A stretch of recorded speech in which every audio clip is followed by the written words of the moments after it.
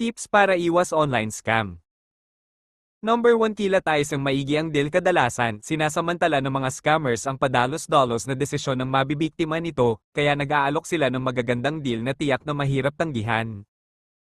Number 2, mag-ingat sa paunang bayad kapalit ng pangako. Bayad muna na wala pang binibigay na serbisyo. Ingat dito, huwag agad-agad magbibigay ng bayad sa taong hindi mo kilala na nangangako ng instant produkto o serbisyo, lalo na kung online transfer ang hinihinging mode of payment.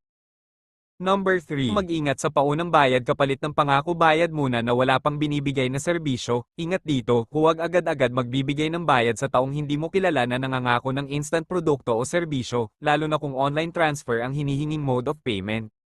Number 4, mag-cross-check kung duda ka na ang isang tao ay nagpapanggap lang na kinatawan ng isang organisasyon, ay confirm ito sa kumpanya na kanyang nirerepresenta. Karamihan sa mga organisasyon ngayon ay madaling i-contact